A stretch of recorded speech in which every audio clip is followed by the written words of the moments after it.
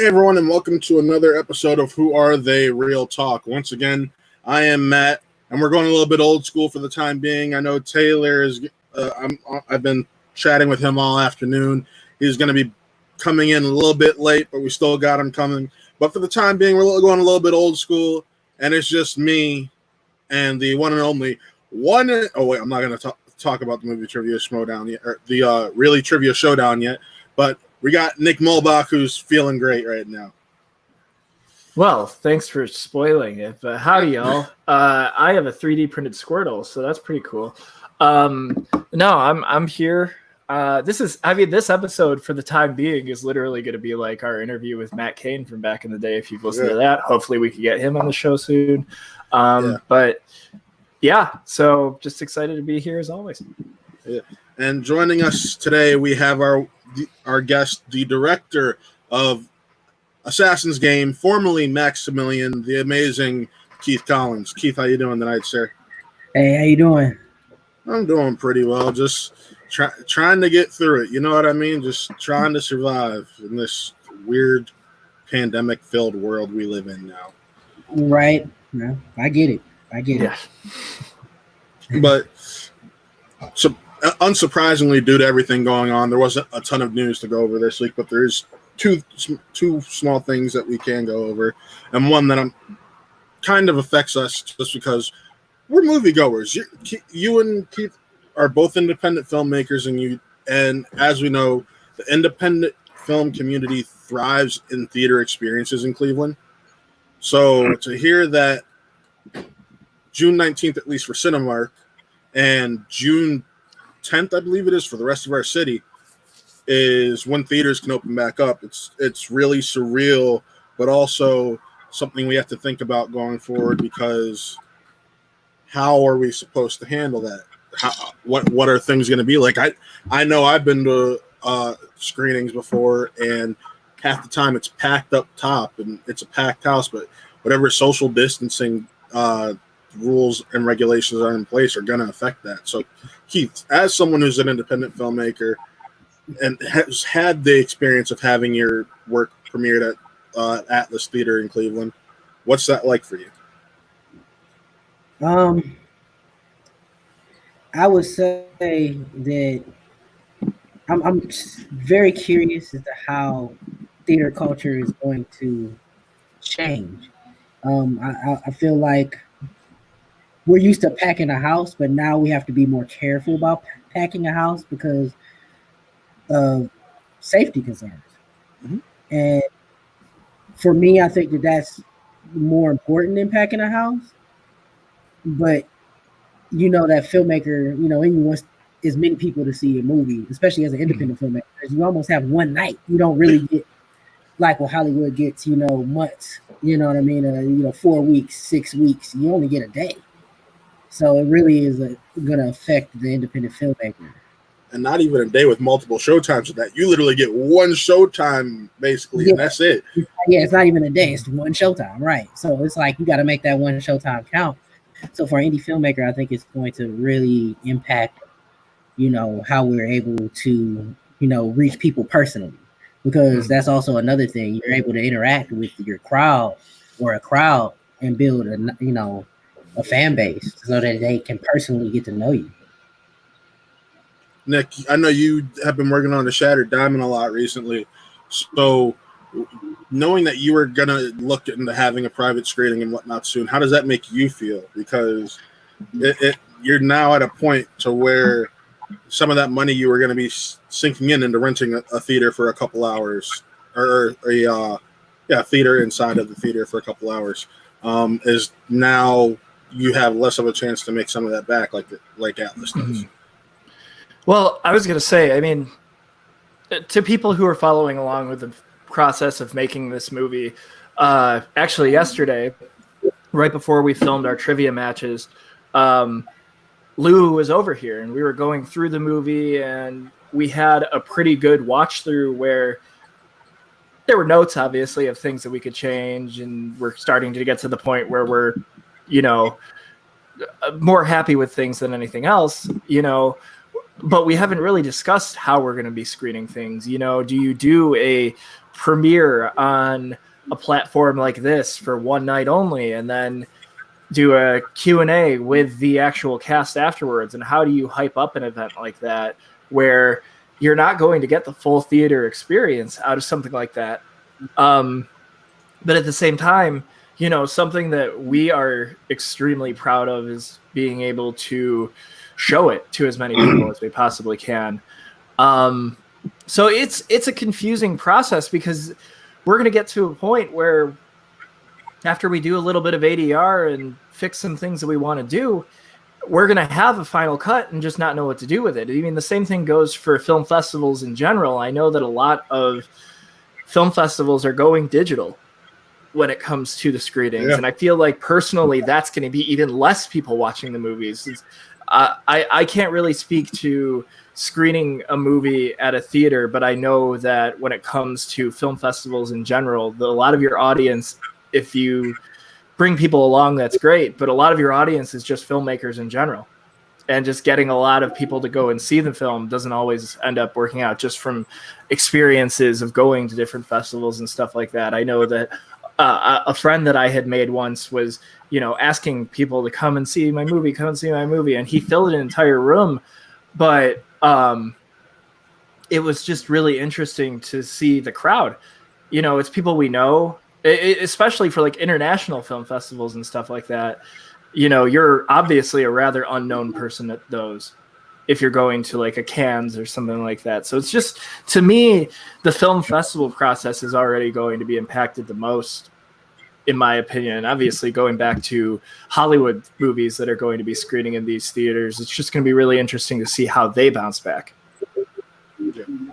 Well, you kind of gave me the perfect transition there, because the next little piece of news we have is that we're about Hollywood's been giving the okay. I think the day is June 10th or June 12th for them, that they can go back to filming. So I know in Cleveland they've been putting their own regulations in place. So I know you guys have been working on your next project that right now is being called Rumble TV. Who knows if the title will change, just because I know originally Assassin's Game was Maximilian. So if you're able to sell off Rumble TV like you were able Maximilian, who knows if the title's going to change. So,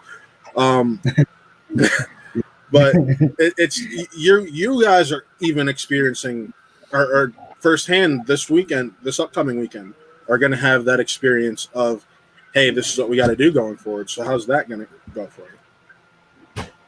Well, I mean, for us, once again, safety has to be first, and people being comfortable. And we want to make sure that everybody's comfortable and feels safe, first and foremost. So in implementing, everything that's already out, we have to keep our numbers low. We have to wear masks. We have to check temperatures. We just, it's a lot, what I mean, that we have to, do. And that's in addition to trying to shoot our movie, you know what I mean? So, right. And it definitely is, it's going to be a learning experience, especially coming back into a project we already started. You know what I mean? We already started filming this, and now we are in the middle of it. We got to change the way we're doing things. Well, right. And essentially, this is a movie that always is going to have people in close proximity, because it's got a lot of fighting in it. So that you're building. I know they say COVID's one of those things that body sweat and things like that make it easier to transfer. So you got people working, giving it all. You're going to have worries like that, even no matter what precautions you take. Exactly. Mm-hmm. And I think that. Because this is a martial art movie where we have fight scenes and stunts, we already have to worry about their safety for those things, and now we have to worry about their safety from something that could be in the air. You know what I mean? And we're already touching each other, so it's like that extra added worry, as a filmmaker. And I will say that, like, the film community is kind of rounded together to try and figure out the best way to go about doing things when it comes to filming, ideas. And everybody's been really good at listening to ideas as to how we can go about going back to things the safest that we can. I mean, I know that firsthand, just in general, scheduling is already an extremely interesting thing when it comes to something that's already obviously been pre-scheduled. I mean, I know that Matt and I had experienced that for Rise of Ren. Rescheduling dates is just hard enough, let alone doing things like this. So, I think that the biggest thing is that I am extremely, extremely happy about, and knew that this was probably going to end up happening coming into it, is how understanding and great everybody has been throughout the process of trying to figure out how to film. I mean, everybody is very eager to go back to it, yes, but everybody knows that there has to be something put in place for us to be the safest that we possibly can. And like Keith said, keeping our numbers down, wearing masks, the whole 9 yards, making sure that we are ready to go. And it's extremely interesting to, think, hey, there's a lot of productions that have already begun. We're one of the first productions back in general. Seeing how other people do things while also learning on the fly has just been an extremely interesting experience. Yeah. And I know that Scott Brocious has gone back into production on his film Vials, and he had that piece in WKYC, if I remember correctly, or was and so just seeing how it's been affecting the independent film community in our area and how it's changing things dramatically. Because if it weren't for COVID, you guys would be done filming right now, correct? Or just about. We would have probably had like one more day and we'd have been done. Oh, wow. So now, I'm guessing now, because you have the smaller gatherings, that one last day has probably been chopped up into a few different days. Well, the way that it's been planned, we'll probably be able to do a lot because it's per location. Yeah. And that'll keep our schedule. We'll probably be able to catch up quicker than we like, but we might have to change certain scenes. So like, we sort of had a scene planned and we wanted to do at a club. We might have to change it because that requires a lot of people. You know what I mean? So we can create another situation that this situation could happen, And I think at the end of the day, what's really nice about this is that, a lot of people are putting their time into this. And and again, not to just keep going, oh, it's just been so great, but it's very nice that, obviously for the time being we were locked up, and I know that our cast and crew was sharing videos, memes, just trying to get everybody in the best spirits that they possibly can when it comes to sharing. There we go. Nick, you went mute. There we go. Look at my bike being unplugged. I'm not sure where I left off, but just the camaraderie amongst the group. But for us to go back to this for the sake of entertainment and being there for people during a time of need like this, I just think that it's amazing that we have the opportunity to be able to do this. Yeah, definitely. And Nick, I'm gonna mute you real quick so you can fix your mic situation. Okay. Wait, I think your mic just came back on. I'm not sure. It's coming in wonky. So let me mute you and take you off screen for a second. Well, no, Keith, I've slowly gotten to know you over the past couple of years, and I can just say you're a stand-up. You're not only guy, but just you know what you're doing. I've seen you do live fight choreography demonstrations at Wizard World Comic-Con. Like, you have got to be in the Cleveland area one of the better guys to go to for fight choreography. So I want to ask you, what initially got you interested in all this? It's sort of weird. I mean, I came in just sort of wanting to do stunts myself. But I started, making my own short films. And then I had got, after one of my short films was seen at one of the Cleveland indie clubs, a filmmaker named Jeremy Davis, he was working on a Hitman fan film called Contract Redemptions, and he was looking for a stunt coordinator, and he asked me could I do it. So I went from there, and pretty much from there, that's sort of how I started helping like other filmmakers doing their fights, and eventually went into like trying to make my own feature film. Nice. Now, I know you directed a few projects, and you besides Assassin's Game, which we'll talk about just in a little bit. But I know you have Acquitted, Yeah. which some would argue is the kind of film that is really prominent at this time. Yeah. Yeah. But That film was it's sort of weird because I made that film 2 years ago, and it actually means a lot today. Um, and the reason I made it was because I wanted to make a film that talked about that situation, but in a different way. I think a lot of time when that film is made, it's usually a drama, and I felt like a horror movie actually was more easier pill to swallow as a horror movie. kind of like Get Out was.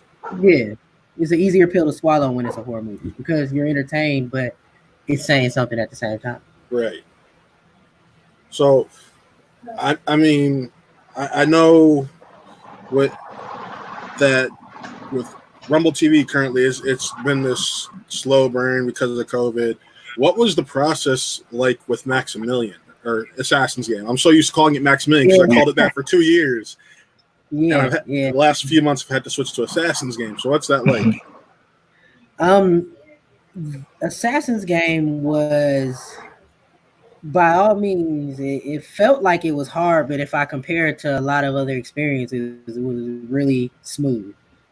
Had maybe 1-2 hurdles that happened from it not being the right weather to us being locked out of a building, but for the most part, everything that we sort of planned happened. It was really nice. Like everything was very smooth. We only had, I want to say, maybe 1 to 2 injuries on the whole, thing. And those injuries weren't huge. The biggest factor in doing that movie was we treated it like I say we treated it like a play, and we rehearsed everything. We rehearsed our fights. We rehearsed, the acting. The camera people came in. My DP came. They all looked at the fights. They all practiced with their cell phones. So that when we got on the set, we just could get moving. Everybody sort of knew exactly what they were doing. It wasn't. It was real smooth. It was real smooth. Testing. Yes. Am I good? Am I Yeah, good? you sound like you're in a can a little bit, but we can fix that. Okay. Well, all I was going to say was, that's one of the things that I know Rumble TV is going to go smoothly from the time being. Is it was one of the best, most efficient experiences that I have had on set. It went smooth. I mean, there's no way to describe it other than that. It was just a fun time. Game? Yes. Well, no. I'm saying I know why Rumble TV will go well. Yes. It's because Assassin's Game went as well as it did when it came to production. But yeah, no, excited. Yeah, Rumble TV is so far. I mean, every time we go on set, it's smooth. Oh, absolutely. Oh, definitely. Yeah, no, you going smooth saved my butt. It was a World Comic Con. Trust me. But no. So from your experience, what is it like being a filmmaker? Let me try to. What is it like being a filmmaker? And you're going through this festival circuit. I know that Assassin's Game went to what, like 6 or 7 festivals, was it? In the end, yeah, it was about 6 festivals. One of them was in New York, and the rest were in Ohio. I thought one was in Chicago also. You are right. We went to Chicago, and we did get a chance. It ended up being there too. I totally forgot about that. Golly.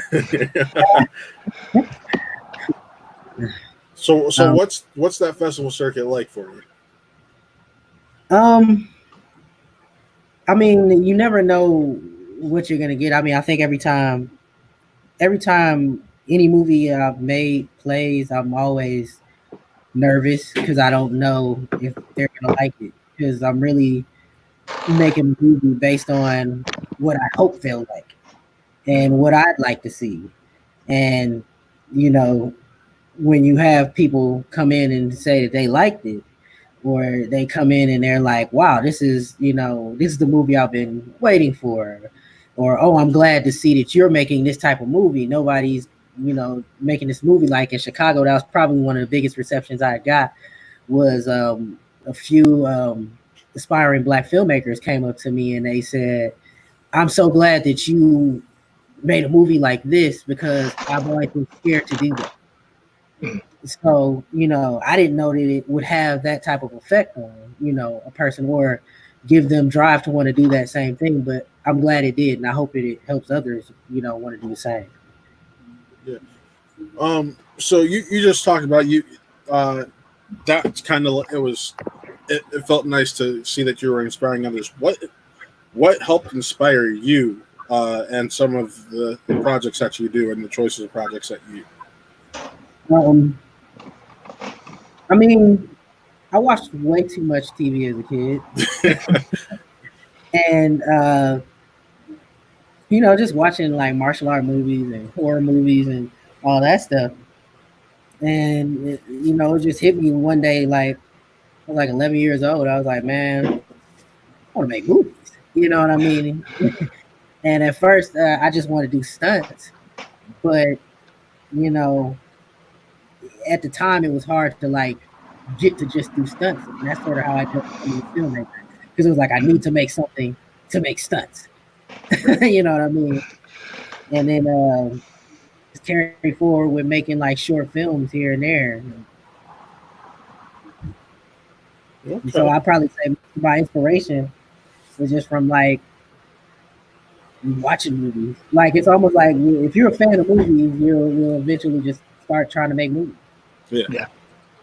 So martial arts, because I know you are actually a highly trained martial artist. Mm-hmm. Tell us a little bit about that. What's that been like for you over the years? Because I mean, I forget what forms of martial arts are you trained Kempo, jujitsu. Those are my two like main arts. in? Yeah. I was trained under my father. He trained me from the time I could actually walk.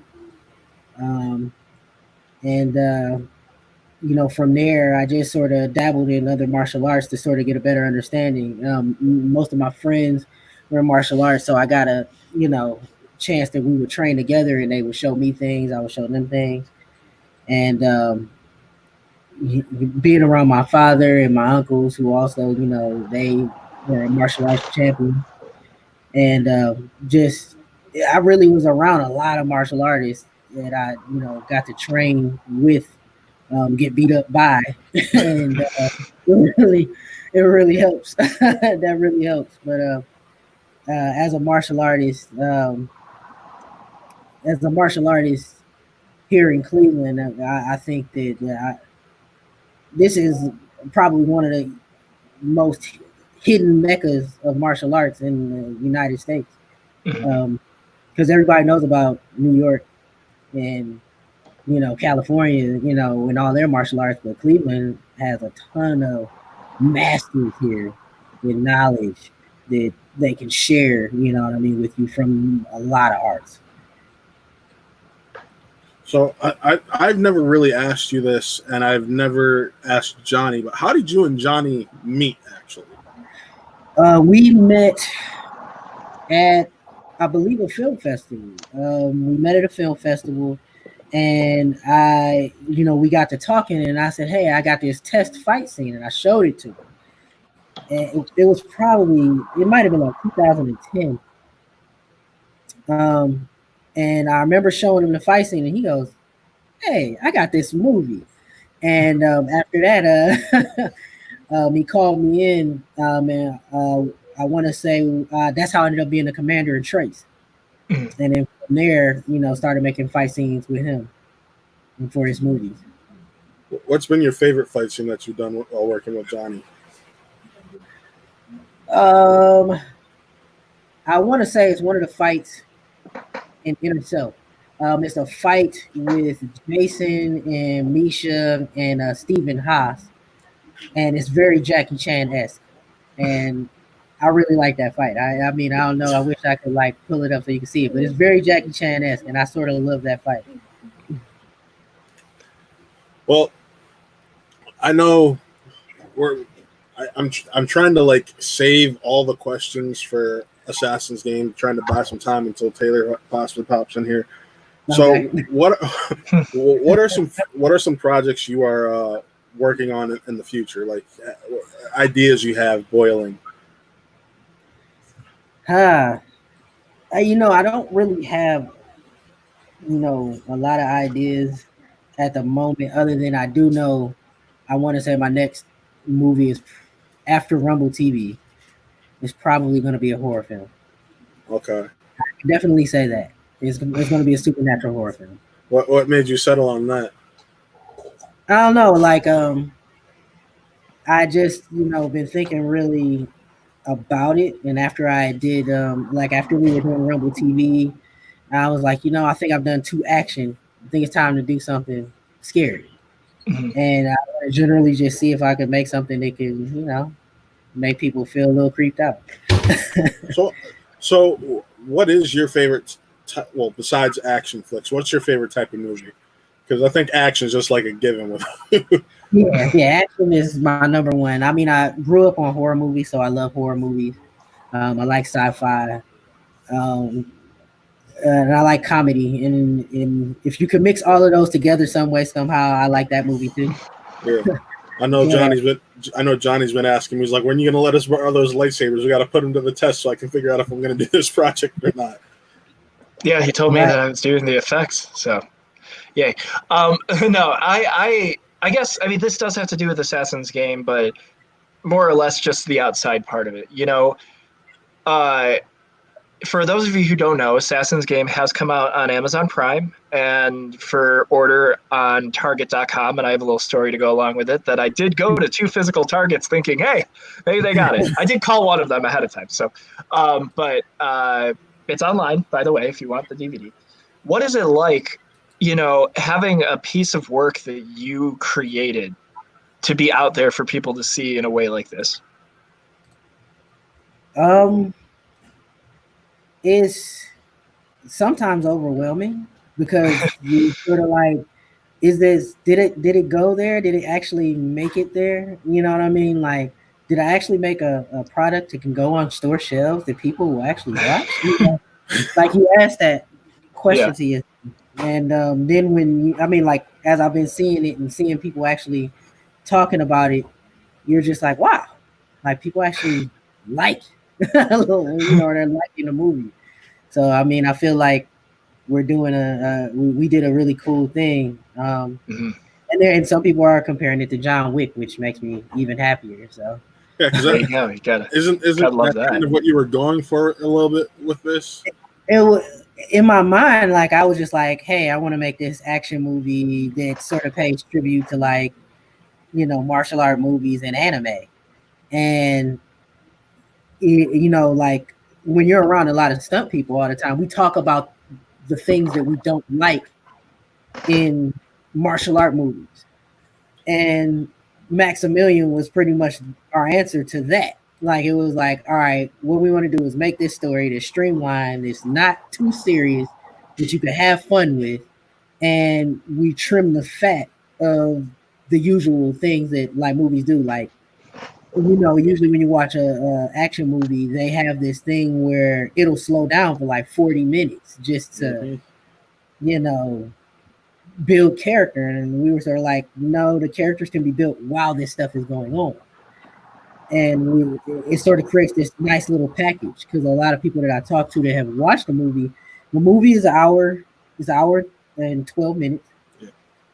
But everybody who watches it says, man, I feel like it was 20 minutes, you know, because it kept them, you know, engaged the whole time. So. Yeah, and that's something that's hard to do in film is keep something that make something that just lets you feel like no time's gone by. I know, and that's part of the reason people say they love Endgame is because it's like it's 3 hours, but it didn't feel like 3 hours. Mm-hmm. So Mm-hmm. I mean, that's personal preference. Yeah. To me, that felt like an eternity, but that's just me. But I know. So you talked about making a film just because, or making a film the way because you want to say, and that kind of reminds me listening to interviews of the guys who made John Wick, because they're like, we got tired of seeing people using guns and holding guns improperly in film, and not, and that's kind of why they translated the fighting style they have in that series the way they do. So, has there been anything like that you've come across during your filmmaking? Like something that has been like That's been not right, yeah, exactly, yeah. I mean, there's quite a few. I say my biggest issue, because I always look at a movie like, before I used to, when I was younger, I would look at movies and go, that they didn't do that right. And the more I got older, I will be like, you know what? It's a movie. And do I really want them to do it right? You know, I have to ask that question, because somebody might be watching it and decide, hey, I'm going to practice that and get in the wrong hand. So like, I started thinking a little different, and I was like, hey, you know, certain things should be for just entertainment. You know what I mean? Like, no, it's real. No, and that's the whole point of you watching a movie. You're just supposed to be entertained. So my biggest complaint with action movies is more along of how they film it rather than the actual action that's happening in it. So like Born Identity, you know, what, you don't like shaky cam? The shaky cam is just like ridiculous. Or like by like say Taken 3, where they're like cutting like 100 cuts for like somebody jumping over a fence. You know what I'm saying? Like that's crazy. You know what I mean? Like that's probably my biggest complaint. I mean, there are some, you know, fight scenes where you'll be like, oh, that was sloppy, or that was, you know, just bad. But nothing sticks out more to me than like how the action is presented when it's usually bad. Fair enough. Now, I do want to. I'm going to start getting in the Assassin's game now. What was your favorite fight scene from that while making the movie, or from the movie in general, or what was the most fun fight scene to make behind the scenes, and then final product wise, what's your favorite fight scene? I mean that movie, Assassin's Game, is just a one big fight scene. I mean, and I really the end fight scene, you know, with Matt Cain and John Denug, that that fight scene, I was in hopes of being my classic style fight scene. I think they did an excellent job in that fight. They definitely put together something amazing to me, and I'm hoping that people look at that as a classic fight scene, you know, along other classic fight scenes that people see. I mean, that was really our nod to, like, you know, the Benny the Jet, Jackie Chan fight scene, or, you know, the Chuck Norris and Bruce Lee fight scene. Like, this was that fight, you know, for that martial art aficionado who loves watching those type of movies. So I hope we met that criteria for them. Fair enough. No, I got it because you were able to sell and now this film's being distributed. What do you and we know how the business works. All it takes is the right person watching something at the right time for you. How would you feel if you ended up getting an email or a call or find out someone's looking for you because on a big film scale, because they saw this film and they want you to help with the fight choreography, or even be like a second unit director or the stunt coordinator? So, because I mean, we had this experience a couple weeks ago when we had Alok Mishra on the show, where we were talking about his horror film, and then now he wants to pop up on the show whenever he's given the chance. So if someone from the higher ups of Hollywood, the big league, if you want to call it that, gave you a call, how would you feel, and what would you have to say? Well, first, I probably wouldn't believe them, so they have to me. I'm like, this is a scam. And then probably after that initial reaction, I'll be like, okay, let's see where this goes. And that's probably how I would do it. Has that been a dream of yours? To be honest, I never really think about that. I just sort of always think I want to make the movies that I want to make with the people who want to make those movies. Similar to Kevin Smith. Yeah, I never really thought to myself like, oh, I'm gonna make this movie and I'm gonna go big. It's like, no, I'm making a movie and I want people to feel the fun that we had making that movie. So, that's sort of how I feel about the movies, we make. Is that kind of why you stick more towards that action genre? Because it's easier to bring the fun out? I think for me, I chose action because, that's sort of what I grew up on. And, I remember those feelings as a kid watching those type of movies. From watching like Predator or The Running Man or Rambo or any of those crazy 80s like movies and Bloodsport, like those type of movies. And as a kid, you felt like a hero, and I sort of wanted to make those type of movies for the new generation where they're looking at them and they're going, man, this is cool. Like those Cannon films. Invasion USA, Revenge of the Ninja, like stuff like that. That's just fun, fun to watch. They don't make sense, you know what I mean? And they're not like Oscar-worthy movies, but they're enjoyable to watch. And Right. That's sort of that's sort of where I'm coming from when I'm making them. I just want people to feel that fun and aspire to, or have a good time watching. It's popcorn flick, Yeah. So I do got to ask. So take me back to the beginning. You wrote Assassin's Game also, if I remember correctly, right? Yeah. So what was that process like for you? Funny story. I wouldn't even probably made a feature film if it wouldn't have been for a call. I got a call to possibly be on a reality show.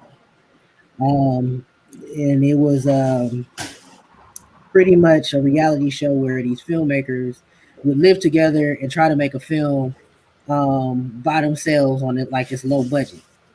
And they contacted me and said, hey, would you like to be a part of this reality show? And I said, no. And they contacted me again. And they were like, hey, come on, you really want to give it a shot? I said, I don't know. And they were like, do you think you could write a script in a couple weeks? And I said, well, I could try. And then from there I did. And then after that, after I wrote the script, which the script, I actually sort of had a backbone of that script. I literally wrote Maximilian in like 2002. Oh, wow. And I was sitting in like on a notepad. So what I did was I looked at it, I read through it. It was only 13 pages before. And I looked at it and I was like, man, I hate these characters. So I rewrote it based on characters, like the way my mind thinks now, because back then apparently I loved Quentin Tarantino. And writing. And so I went through and made like tons of changes to make the characters like more likable. So that way when certain things happen, you would feel more for the characters and things like that. So after I wrote it and I went through a whole bunch of hoops, they pretty much were like, yeah, we're going to move forward in another direction. And I was like, oh, okay, well, now I have this script. and I was like, well, I could put this to the side or I could actually try to film this now. And that's when I called Johnny and I said, hey, Johnny, read over the script. So he read over the script. And I said, do you think we could make this? And he was like, yeah, we can make that. I was like, all right, let's do this. And that's pretty much how it started. Like it was that whole thing just to make a script. Otherwise, I wouldn't have made Assassin's Game. There would be no Assassin's Game. I mean, to be honest, you just said something I hear all the time when it comes to people talking about working with Johnny. It's like, hey, Johnny, can we do this? Yeah, we can do this. Let's do it. And I'm just it seems like that just seems to be the one constant I hear, no matter who I talk to when it comes to about making movies with Johnny. Whether it's you, Jerry, Matt, like everyone's like he reads it, he's like, all right, let's do it. And you got to love, especially considering you could argue that Johnny is the backbone of the independent film community in Cleveland. Like he's the one who's got all these connections and is basically connected to everyone. Right. So, I mean, to have someone like that who's always willing to give you a chance or work with you or do something to help you get to where you feel like you need to be is just important. Yeah. I mean, I could take that firsthand, definitely. But, so I guess, I mean, here's the thing: is we've been talking a lot about Assassin's Game. Want to tell the audience like what Assassin's Game is about? Yeah, that's what I'd love to get to.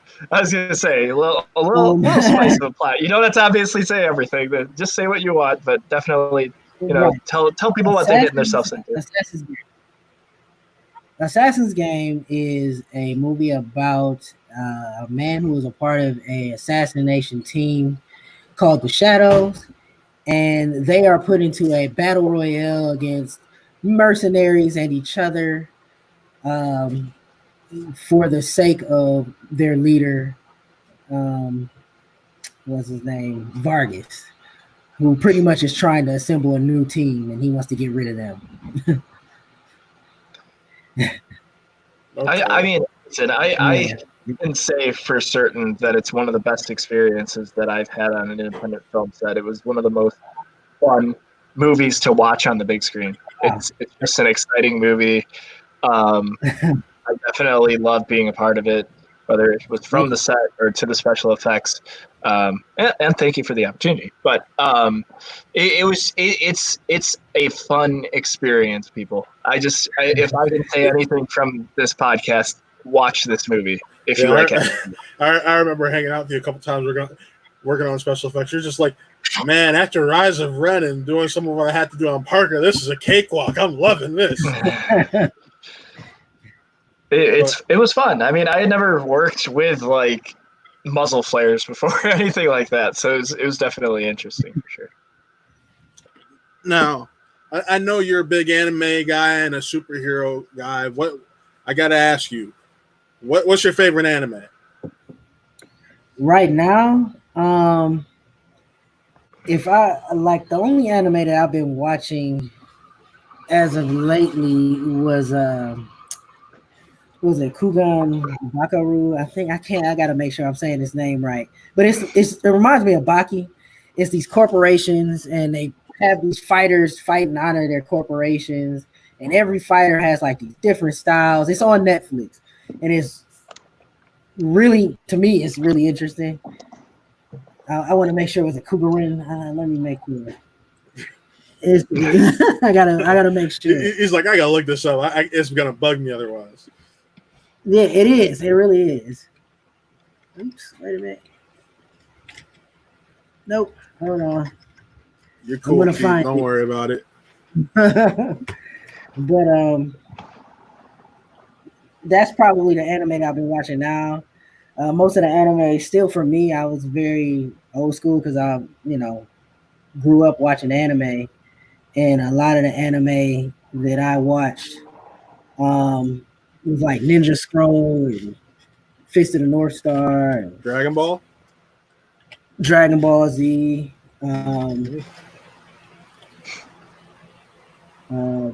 I was waiting for that drop, Matt. I was just I was like, that's I'm not involved anime with the I anime watch. conversation What unless is it's it? like Pokemon. Kingen Ashura. That's what it is. Okay. It's called Kingen Ashura. Okay. I love it. I mean, I don't know why. I just like it. If you watch it, you'll be like, oh, I see why I keep. The way you described it sounds a little bit Hunger Games-esque because you're like, there's people defending their corporations. It's like these corporations hire these fighters. They have hire them. Okay. Yeah, they have a secret tournament and they fight, to the possible death. And each fighter has these different abilities because they're martial art means something, and it's crazy. Like there's this dude. What was it? I'm trying to think of one of the fighters what he did, but I'm mixing up stuff with Baki because I'm watching Baki right now. So I don't want to mix up a power because they're both about martial arts and everybody's like stupid ripped and like one dude like his knuckles could like cut people up, you know what I mean, like razors. It was crazy. Oh, wow. And this stuff is like bloody. It's not for kids. It's not for kids at all. If I were to tone down what I like in terms of anime, it'd probably be One Punch Man. Okay. That'd be that's as kiddie as it would get for me. Yeah, I can understand that. No, but I know I talked about people speaking Johnny's praise, but I do know some people besides Nick. I know others that speak your praise, whether it be Matt Kane or Jerry, or in my situation where I always hear about it whenever I see him at work, Hakeem.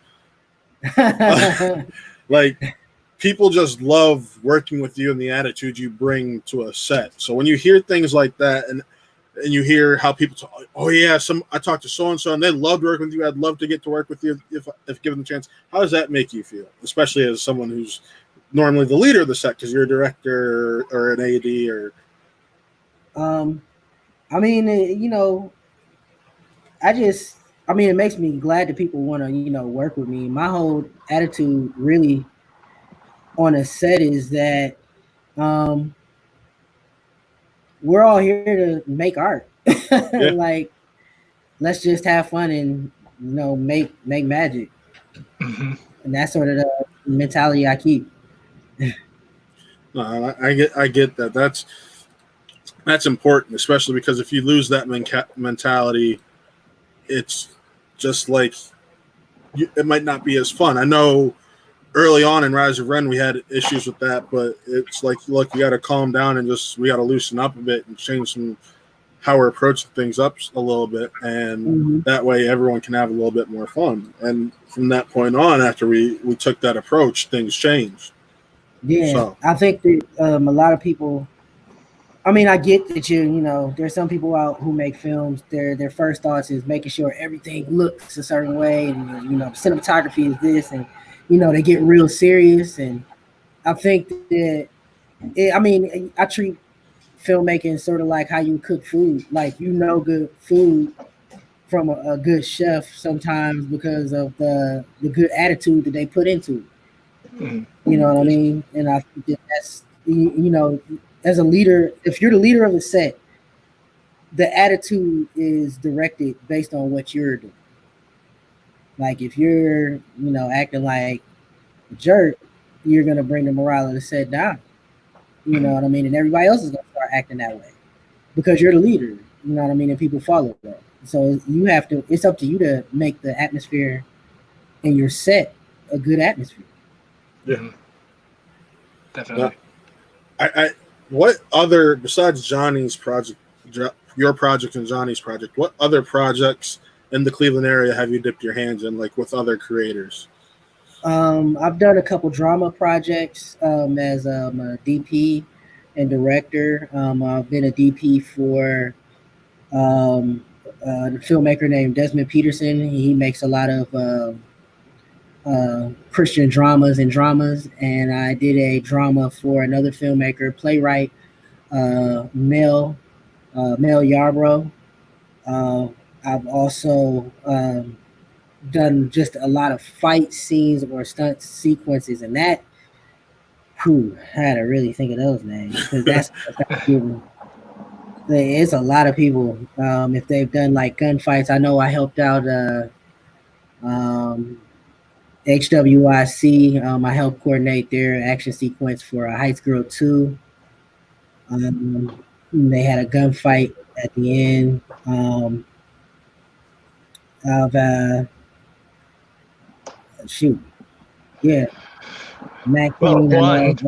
Project E1337 Alpha. Yeah, that was one of the best fight sequences I've ever seen. That fight scene, that's actually still on Amazon right now too. Project E1337. The fight scene actually is between me and Jason, and You know what? That's funny. I totally forgot about that fight scene. That fight scene was fun. And watching it on the big screen, it was one of my that was first probably that one I of the had seen. Yeah, it's Okay. amazing. Did you act in Maximilian or in Assassin's Game? I know you're an actor. So what led to the decision not to act in it at all? I don't like being on camera. I don't like, As much as I've seen you on camera and everything, you don't like being on camera. As many fight scenes, as much acting I've seen. So yeah, I don't consider myself an actor, and I commend everybody who acts. You know what I mean? So for Maximilian or Assassin's Game, I made a firm decision, and I didn't really want to be in it. I'm in one scene, and that one scene, nobody knows where I am. I'm in one scene. I don't know. I Nick, don't even remember. What scene that is? Maybe at the top of my head, I don't really know, to be honest. I mean, I'll go back through it in my rewatch soon and see if I can find you at all. That'll be my goal, because I mean, other than obviously, I might notice a few things, but like I now have to find you in the film. Yeah, it's gonna be the word Waldo. One scene, and nobody will know like what scene that is unless I told them. Oh boy. All right. Well, we've been talking about fighting and fight sequences and all that, which kind of brings me to the discussion that I've been waiting to have this discussion with you for a long time, because I always see you talk about fight scenes on Facebook or like, and you watch movies in a completely different way than I know some other people watch movies, because you watch movies like, if I'm entertained, it's good. That's point blank. If I'm entertained, it keeps me happy, I'm good. So I do gotta ask. Let's talk about some fight scenes, man. Oh, okay. Sunday okay. night's all right for fighting. Elton John, even though it's Saturday. So, what are some of your favorite fight scenes throughout, whether it be television or films? Off the top of my head, I always have to say this fight, because I feel like it's one of the best fights ever captured on camera, and that's the fight scene with Jackie Chan and Benedict Jet Arquez and Wheels on Mills. I don't know what it is about that fight, but I think that's like one of the best fights between two people I've seen on screen. And then the second fight that I would say was between two people on screen would be the Raid 2. See, I still never got around to seeing the Raid movies. I ain't even gonna lie. Kitchen fight. There's the kitchen fight scene is probably one of the best fight scenes I've seen on screen, and that'd be my number 2. And from there, I could just keep going. I mean, I'll go to Nick in a minute, but for me personally, and I'm a sucker for Matthew Vaughn's fight scenes in the Kingsman movies. I think the Kingsman movies have excellent fight scenes. Like even though half of them are digital, like you can't. Like I was literally watching them yesterday, because we got the trivia league we got going on. So like I've been watching, especially being unable to work for 2 weeks. I've been watching like everything that I possibly can. Yeah. So I was like, all right, I got to do some action adventure stuff. So let me go and watch these. I'm like, damn, I love these fights, but damn, is that a ton of CGI? The Kingsman movies to me are some of the most entertaining action films. You know what I mean? I mean, I know the second one gets a lot of flack for its story, but I'm like, I was still entertained. It's one of those things where the first one was such a surprise that now everyone had expectations, and it just didn't meet the expectations everyone had. But I still had fun with it. Yeah, I thought it was a fun movie, and I think it held, to what it was supposed to be. I mean, like, in the end, I prefer the Kingsman movies. I hate to say it, over the James Bond movies. I can kind of get you there. And the only reason is because the James Bond movies have gotten so serious. Yeah, I was just about to say. See, and the Kingsman movies are what James Bond used to be.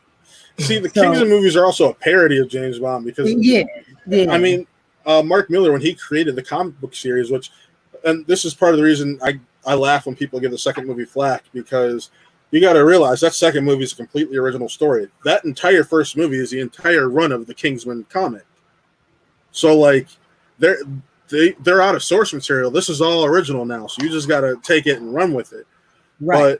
But with James Bond, I get what you mean by they've become so serious, and I think Skyfall was my favorite one, even though that's arguably the most serious one.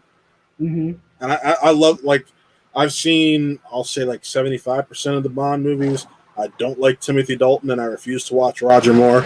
But the Roger Moore thing's more on personal principle because of some of the racist remarks he said when in regards to casting a black James Bond before his passing. So like after that, I was like, yeah, I've never seen your movies. I ain't gonna watch them. To me, it's there's Sean Connery, Timothy Dalton, Pierce Brosnan, and Daniel Craig. Now, Casino Royale had some pretty interesting fight scenes, and that was out of this latest batch we've gotten was probably the most fun of the Bond films.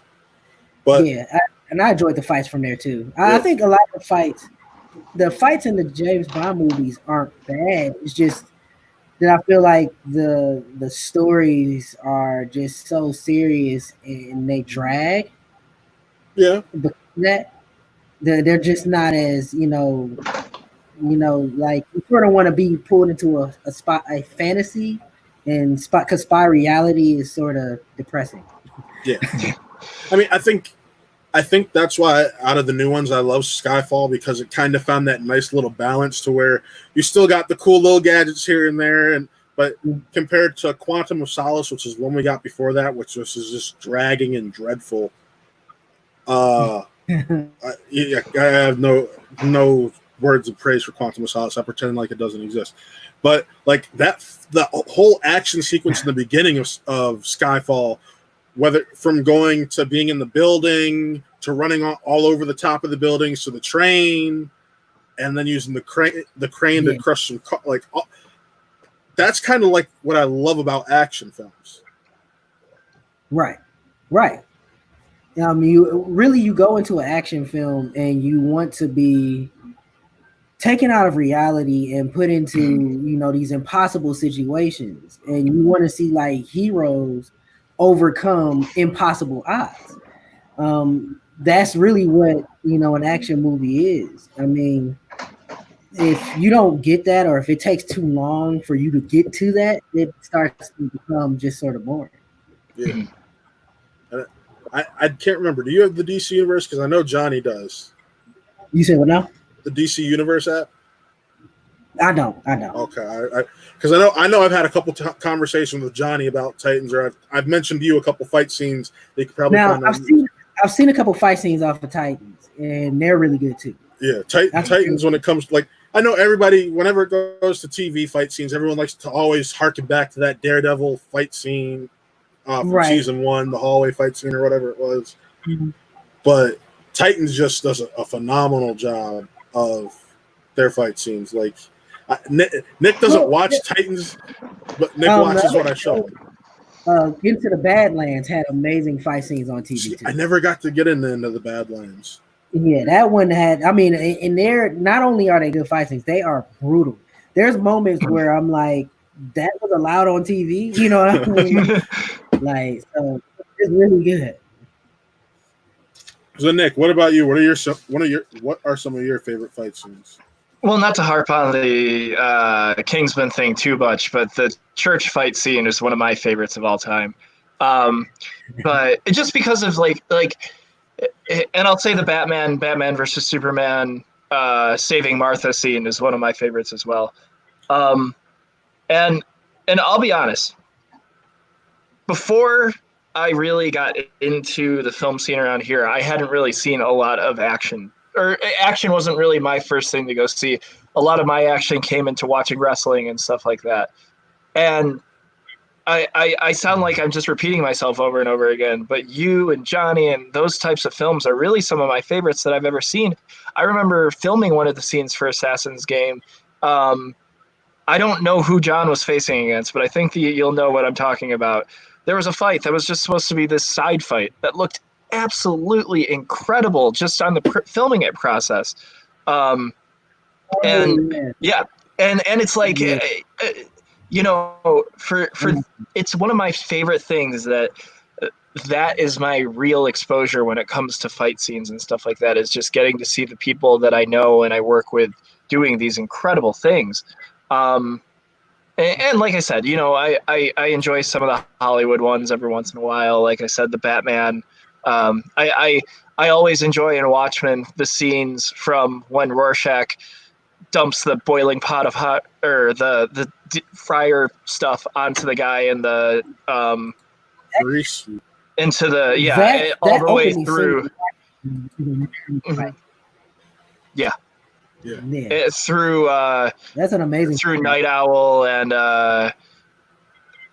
Silver Sable fighting Silver Spectre. all those Silver Spectre. Thank you. Fighting all those people. It's just, I mean, that's one of my favorite action films of all time. Yeah, and of course, I'm gonna be me, and I'm gonna say, yeah, Star Wars. As much as, even though to me, Episode 6 is the best fight scene of all time for Star Wars. There we go. I'm just kidding. That was a joke. For me, Episode 6 is the best fight scene of all time, but that's just because of the emotional weight in Episode 6. I stylistically, you can't deny that Episodes 1 and 2 have the best fights, period, and arguably two of the best fights in cinematic history. Yeah, Oh, well, I will say, in regards to sword fighting and whatnot. The throne room the Darth Maul. Yeah. Yeah, I can agree with that. What, you can't agree with Obi-Wan versus Anakin? You said what? You can't agree with Obi-Wan versus Anakin? Oh, and 3? Yeah.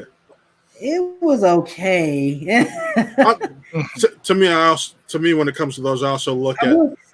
I remember watching it. I remember watching 1 through 3, and by the end, I was like, so they fought better in the before Luke. That was my like. That was a thing. That was everyone's first thought.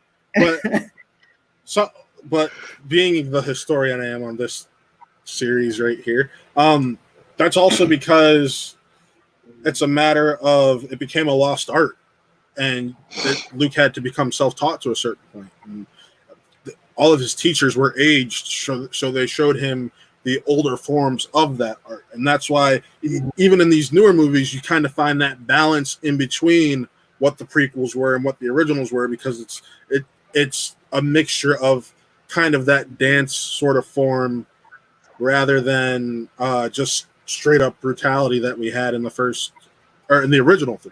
So, I know that Episode 1 got put into a new perspective for me watching the Mandalorian behind the scenes gallery show they're doing on Disney Plus. Wow. Because Dave Filoni, who is arguably the Star Wars mind, made a point that the entire franchise hinges on that fight. He's like, the reason that song involved with it is called Duel of the Fates is because the fate of the galaxy is decided in that fight alone. Because of Qui-Gon, that fight is about Anakin. It's about the fight to save Anakin. Because if Qui-Gon didn't die, Anakin gets the right kind of training and whatnot, and is able to avoid that fall to the dark side. So when you hear stuff like that, it just adds more to the experience of that fight. Because I heard that and I went right back to watching that scene. I'm like, oh my god, this is great. Okay, yeah. But that show actually reminded me of the question I wanted to ask you earlier. So do you think the technology, as there's been talks that technology is going to become more readily available throughout the masses, and I know there's been on and off talks of Cleveland getting its own film studio for years, because I know there's always been that battle about where Geauga Lake used to be becoming a exactly, with what the technology they used on that show called The Volume, with that being apparently that going to be more readily available. Do you think it's going to make life easier for filmmakers? because I don't know if you've watched the gallery show or how it's explained, but basically is the only thing that's real is the floor and anything they put on the floor. Everything that's on the projector is created by the Unreal Engine. And it's just one giant circular projector screen, and the picture shifts with the camera movement and everything, and it's in a time where we've hit the coronavirus before, having technology like that now to where you can say you're in any city and people probably couldn't tell the difference. Because I don't know if you watched The Mandalorian. I saw a couple episodes, and when I saw more of the behind the scenes, I was like, oh my gosh, like none of that's real. You know what I mean? And that's my point. Unreal, has gotten that good. I was like, well, that's going to definitely change filmmaking. And if it's readily available for us, it'll make things easier. But I also think that we'll still have to be able to afford it, if you know what I mean. Because this is something that we probably all have to upgrade our computers and like just craziness just to even come our computer close becomes an Unreal Engine on its own. Because they were talking about on not this latest episode, but the episode before that, they were talking about the fact that they were able to change scenes within like 30 minutes. Okay, we need to swap out to this location, this, that, and the other. They swapped out everything on the floor, changed the background, and they were ready to go within 30 minutes. Like that's just insane. And for a smaller filmmaker like yourself, if something like that does become more readily available, that opens up your abilities to make a film more so how you want. Because instead of having to travel all around the world, you need to do a scene in New York. You can set that background up.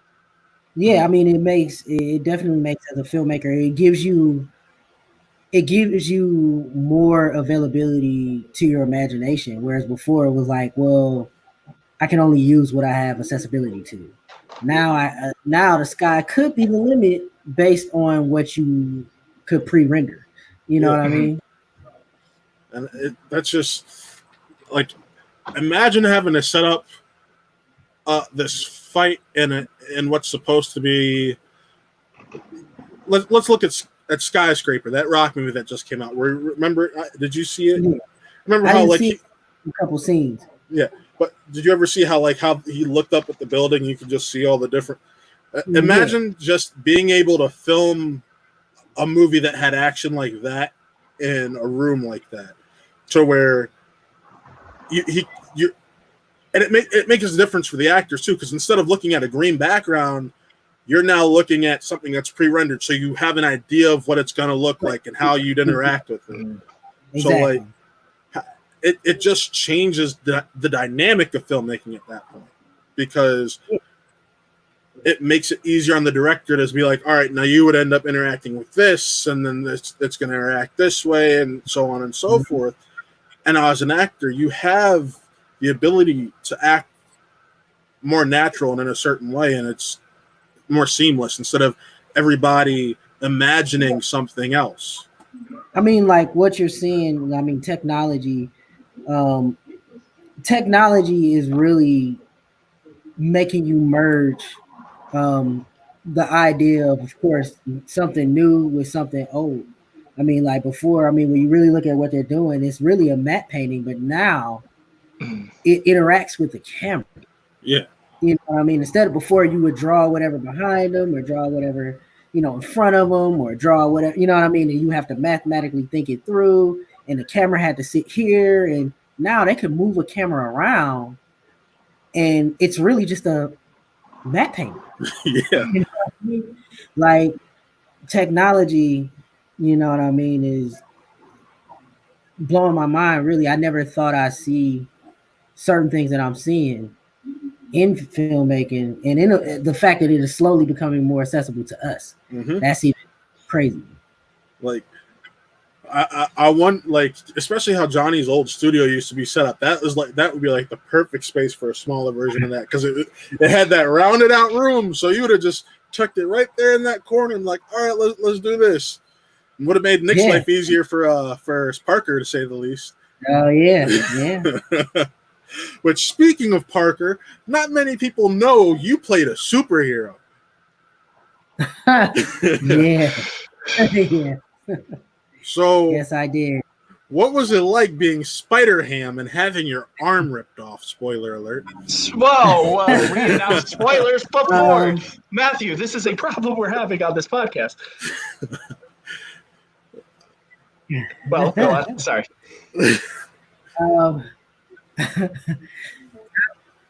I would say it was definitely a fun experience being Spider-Ham. I didn't expect the toughest part was being on the wire. I'll say that much. That was the toughest part.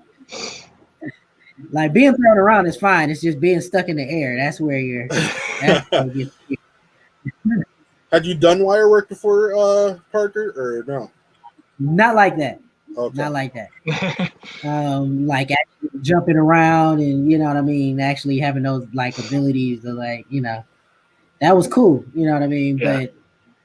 But just getting thrown around by Jerry wasn't the move. The throwing part actually is easy. Like moving on wire is easy. It's hanging on wire that's hard. So were you just like there for like 4 hours, just hanging, waiting for? Well, no, it's not hours. I mean, it doesn't because it's weird. Like, because there's a specific scene where I try to jump up and I throw a kick at was it Morloon? Yeah. And he grabs me, he slams me back to the ground, and in order to prepare me for my slam to the ground, I had to hang there. Well, when you're hanging there and you're wearing a Spider-Man costume, you can't really see, and also you can't feel anything, so you get really dizzy, and you're not moving because it's like you feel nothing. I can't see anything, I feel nothing, and you're just like, oh no, I'm starting to feel funny, and you don't know why. And then finally it'll be like action, and then I get slammed. I remember there's like footage of your fall onto the mat that we had put down in order to obviously keep you as safe as you possibly could. And you just see Jason back there trying to make sure that it doesn't move or anything like that. It's the funniest thing. By the way, Parker, almost up to 10,000 views on YouTube. So if you haven't checked that out, definitely do that. Because you definitely do get to see some amazing talent playing different forms of Spider-Man throughout the Cleveland area, including Keith. Yes. And Keith, so I got to ask, is there one because I know you are a superhero and all that kind of guy, is there one like character you wish you could play, or have you thought about doing your own fan type film and just saying, screw it, I'm going to play this character because I want to? I myself haven't thought about being my own character. If there was one character I thought of where I just like to make like a small short like fan film with, it would probably be Blue Marvel. Okay. I'd love to get a shot at Blue Marvel. See, I thought you were gonna say Blade. I'm like, I can see. I'm like, he gets the sword. He gets like. Don't get me wrong. I mean, and Blade, of course, is up my alley too. But Blue Marvel comes to my mind. Blue Marvel, for sure. See, I would say that's definitely not somebody that a lot of people would be going for. That's exactly what I'm about to say. I was like, you could definitely own the Blue Marvel market there if you wanted to do it. So, like, I'm actually doing a Google search. Yeah, I had to myself. I'm not gonna lie. I have no idea who this is. So that's a deep cut. Like, wow. So I do want to ask you, being that you've been involved in the independent filmmaking community, what advice would you give to people who are out there trying to do this also?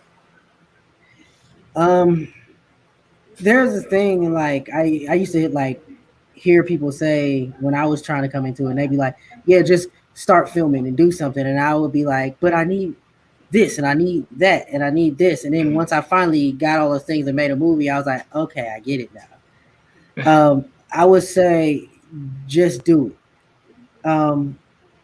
You're gonna learn the most by making your film.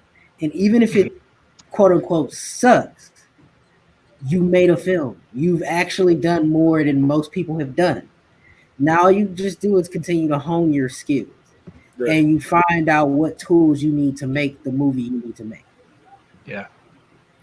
Yeah, I know that was one of the big things with Rise of Realm. Really, we've looked back on it now. I was like, okay, learning techniques we know now, we view it a little bit differently, and we're like, oh, we could have done this instead, or we wish we could go back and change that. But it's too late. It's already out there. We've moved on, but it's each film was a learning experience almost, basically. Yeah, because absolutely, it is absolutely.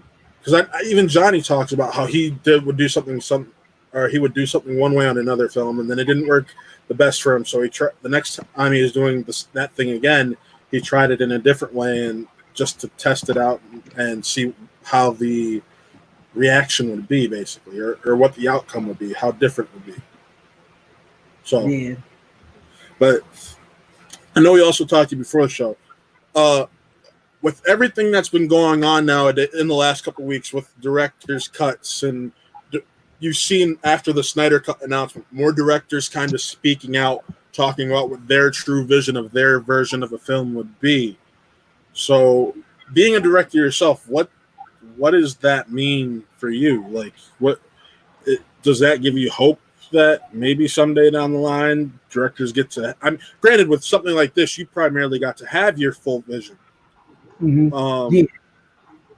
But I think as an indie person that's part of the reason I like indie is because you get more of what you want as a director, whereas the bigger the film, the more a studio has more say so in the picture.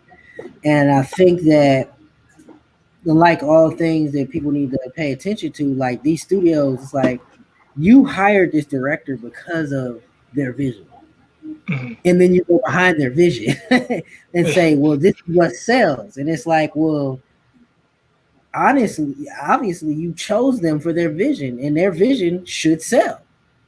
That's the whole point of it. So I think the director's cut thing, I hope, happens a little more so that people will see the vision. I mean, as we'll hopefully see that this Snyder Cut is more of what everybody wanted to see, and that'll make them say, okay. I mean, it's supposed to be 4 hours, so I think you're going. Well, I mean, like that's almost as bad as like Batman versus Superman. They have the bigger version. The bigger version's better, though. That's the thing. And I think that's what it is. Like what happened is, once you got that version, you saw what the real movie was. Mm-hmm. You saw parts that were missing, so it made other parts make sense. Yeah, exactly. And I'm just a little side note. I think that's the issue I have with Zack Snyder, because he has a problem trying to get his full story in within the normal confines of a movie. He makes the 3+ hour movies like almost every time. But continue. No, and I think that's actually even my issue with most adventure action movies today. Like Marvel, they're good movies, but 2 hours and 15 minutes, 2 hours and 30 minutes, 3 hours and 12 minutes, like doesn't make me want to watch it again, even if it's good. Like it'll be like, that was good, but I'll fast forward to the parts I like the next time I watch it. You know what I mean? Right. Like, yeah, I think that I think that you should be able to tell your story in an hour and 30 minutes. Yeah, you should be able to tell it. I mean, we had a producer tell us that actually. He's like, get a 90-page script, and you just as soon as you see yourself getting 90, like try to see what you can go back, see what you can change, so you can get a more complete version of your vision in. Yeah, I think that like once again, when I think about Assassin's Game, that was one of my thought processes, because I was like, I don't want anybody to be bored. I don't want anybody to be bored.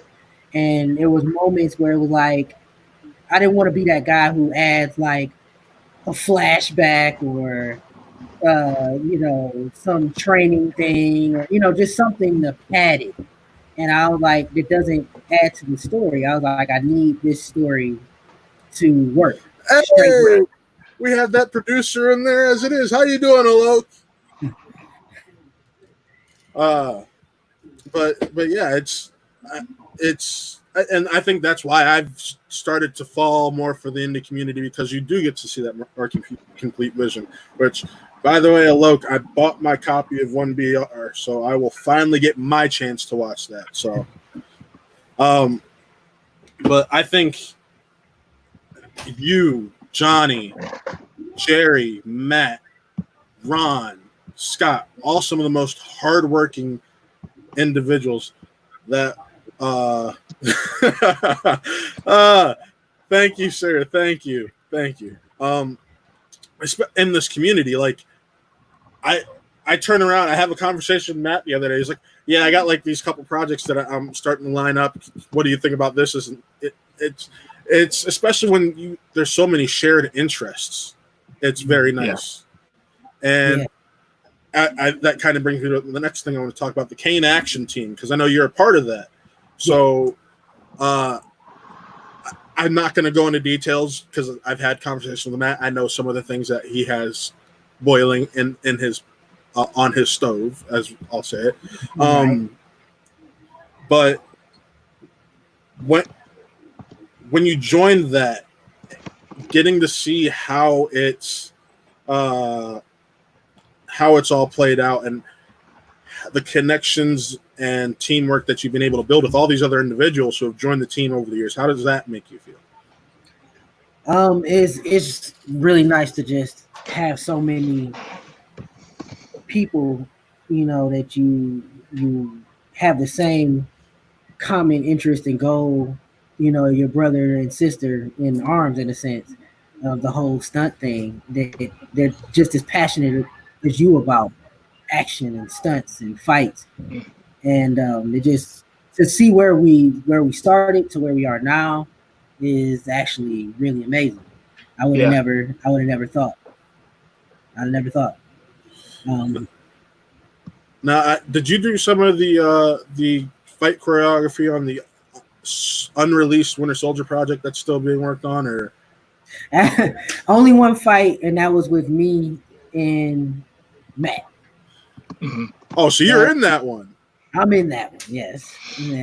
Once again, I don't like being on camera. That's the first time me and Matt have ever fought on camera. We've made fights together. Wow. We've made fights together. We've choreographed fights together, but this is the first movie where we actually fight each other. That's just crazy to me, because like it's insane. I'm sitting here, I'm like, wait, really? And I forget, did you work on George's For Love, or? Yes, I did the fight choreography for For Love.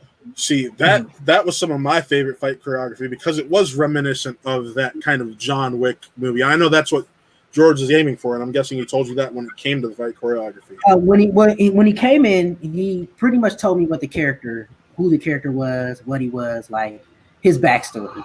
So I said, "Oh, you fight like this," and he was like, "Okay, that works." And then we went from there, because his character was supposed to be, I believe, ex-military. Yeah. And I was like, okay, I understood how ex-military typically fight, and really, that's how I wanted to make sure he was quick, efficient, and brutal. Yeah. So, were you on set for those fights, or did you work behind the scenes first and then? I worked behind the scenes on those fights. We did rehearsals to make sure everybody was there. Though the days that they actually shot, I wasn't there. Okay, so did he have you appoint someone to be there for him, or for you to oversee? Who ended up being there was Jerry, because I knew Jerry would. Yeah. And Jerry, let's talk about your relationship with Matt and Jerry, because you guys, it seems like all you guys are just like this. Whenever I see one of you guys is working out, next thing I know, there's a photo of all three of you together, or two of you together. So it's just like you got. It seems like all of you push each other to be better and get to a higher level. Yeah, like we you know, I love working with them because they're, you know, they're in my mind, we're in each other's mind, in our headspace, and we really, I think, understand action, you know, as a whole together. Yeah. What's been your favorite project that you've worked on with them? Sheesh. Yeah, I know you're getting tired of getting these questions, but I'm Well, you while gotta- you're thinking, my Right. mic was unplugged again, so that's cool. Go on. You know, I'll probably say, no, I don't know, man. It might be, oddly enough, Wusha too. really. Yeah, because that's the first time like we all were acting together and then opposing each other. Because I fought Jerry in that. Yeah. See, I haven't got, because I know it's been making its festival rounds. The thing I hate about my job is it cost me seeing Maximilian on the preview screenings. It cost me to see Wusha, which is now the Immortal Immortal Kombat. Yeah, Immortal Kombat. And it also cost me to see Low Live. So like all the, because I always talk to you guys, I always want to support, but you know, bills still got to get paid, and this doesn't make money yet. right. G Fuel, we're working on it. Yes. Manscaped, we're working on that too. But it's just nice seeing an entire community come together for these things. And I think that kind of circles us back to what we were talking about at the beginning of the show, to where it's going to be weird going forward, because now that we're going to have all these different regulations and everything for those experiences, if people decide they want to go through with them, because I think the next like major premiere was Roger Connor's remake of, what's it called? Night of the Living Dead. Yep, Night of the Living Dead. That's like the next, if I remember correctly, that was like the next big project getting shown at Atlas and from the indie community. And now, is he still going to go through with that, considering everything that's going on? Like, it's weird. Yeah, it's a lot. It's a lot of premieres that I'm like wondering what direction are they going to go now? Yeah. Or are they just going to skip it all together and go straight to, you know, video on demand? Or make their festival rounds like some of them will. And like, I know Immortal Kombat's making its festival rounds right now. That's why we haven't had the availability to see it.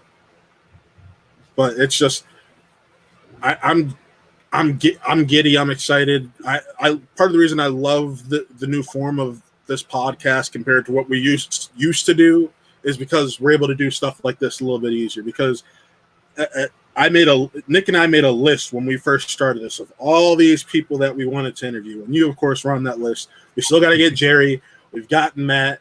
We've now gotten Johnny. So like, we're slowly making our way down this list. And if it weren't for this, then who knows where we'd be.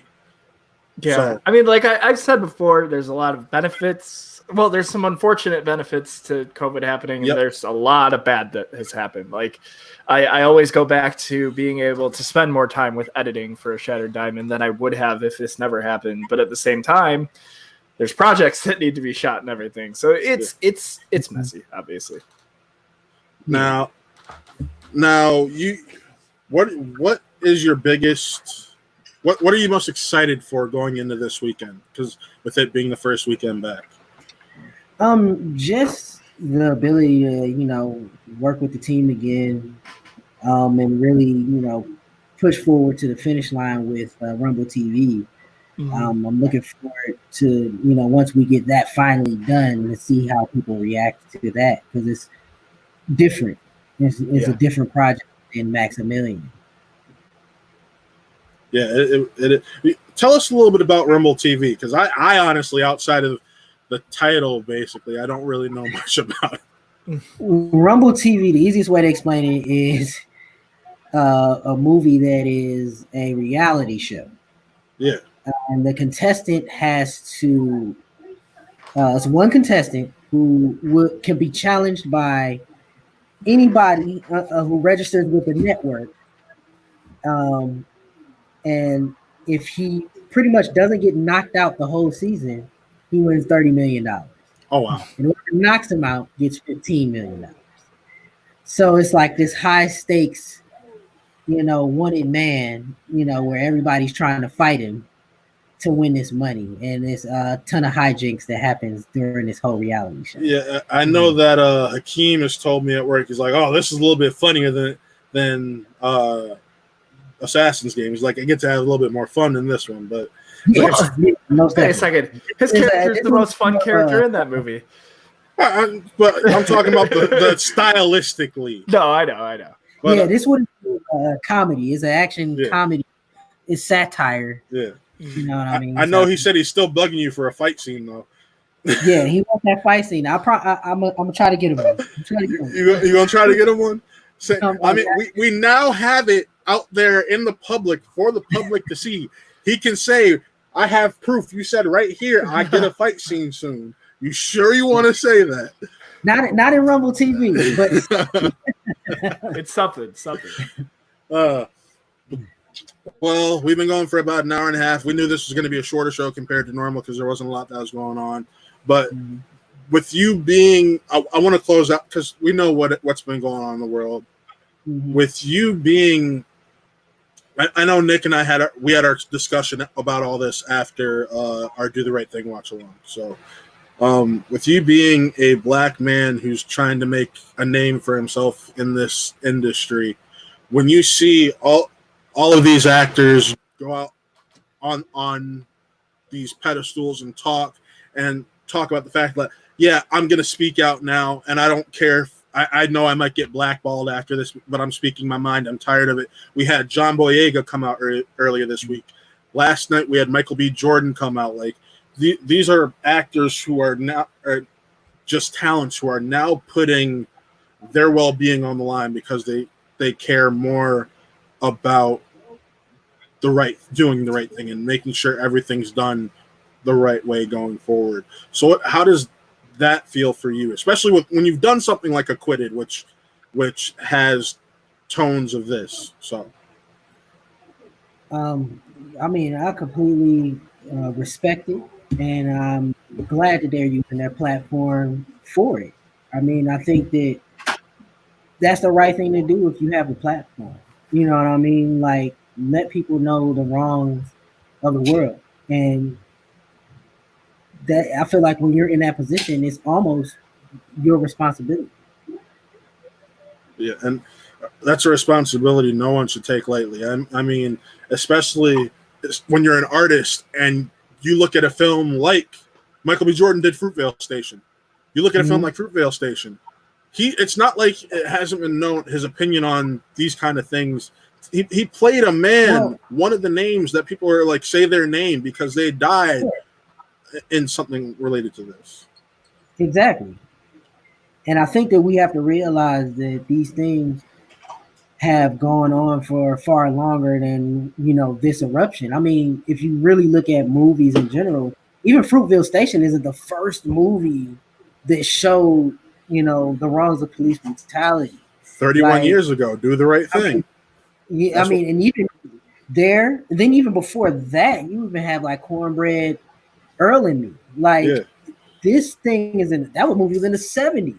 So it's like these movies have been telling the same story for years. Somebody's got to be, telling the truth here. You know what I'm saying? We can't keep telling the same story since the 70s that this is going on. You know what I mean? And for people to act like, no, it's not in the 70s.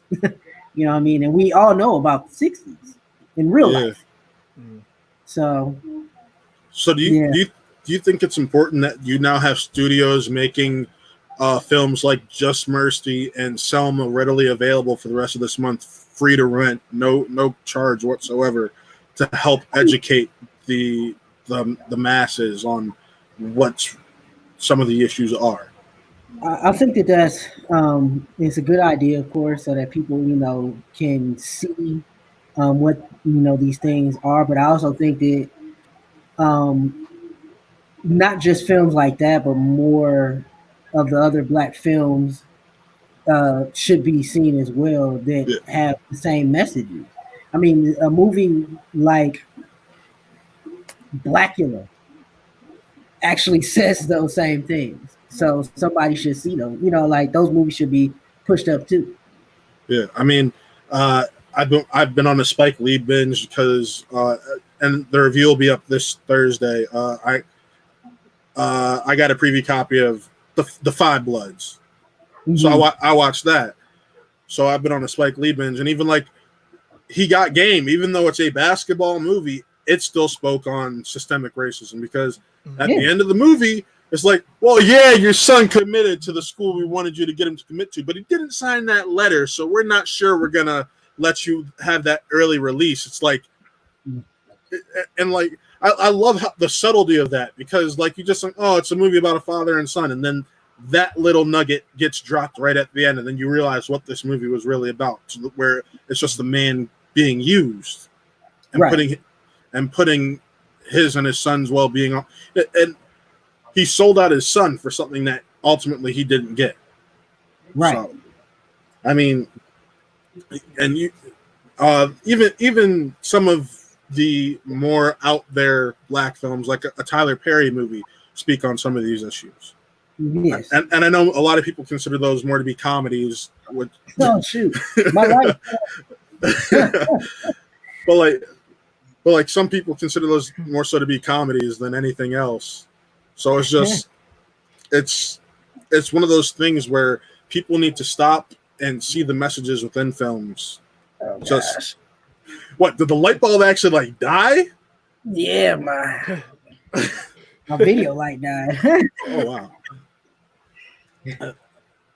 But it's just one of those things where you just gotta.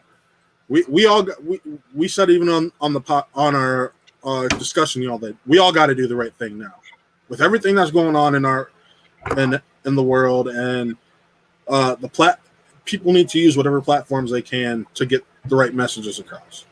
And I know you've already been one of those people because you've done it in an art form already. I know with the one project I've been trying to finish up writing for a year and a half or 2 years now, I've been trying to do the same thing because it's one of those things where it's not the easiest subject to talk about or display, but it's something that needs to be talked about. Exactly. But Keith, I want to thank you for coming on. I want to thank you for your time. Thank you. For those of you who are interested, you can go buy Assassin's Game on Amazon right now for $12 or rent it for $10. And let's be honest, at that point, why not just pay the $12.99 price and own it? Like, let's be honest, what sounds better, a $10 rental or a $13 purchase? I mean, come on. You're gonna want to watch it again, people. Yeah. And it comes out fully on June 16th. Yeah. If you want to say a few places where people might be able to find it. Target, Walmart, I believe. iTunes, Microsoft Store, PlayStation Store. So this thing got really wide released. yeah. And Redbox. Well, you're definitely making the city of Cleveland proud with that, and we thank you so much for joining us today. No, thank you. Thank you for everyone who is watching. Remember, like the Facebook. If you're watching on YouTube, go subscribe to the channel. Follow us on Twitter. My Twitter's up there. So is Nick's. And we also have a new Watt Entertainment Twitter, which is Watt Real Ent. You could just replace my Twitter with that. Here we go. Trailer for your film looks great, Keith. I will buy it. Fuck renting that. Enjoying and excited to see the film, and we all got to do the right thing. Enjoyed the discussion. Thank you, Alok. And I think that's the perfect note to end on. Have a good night, everyone.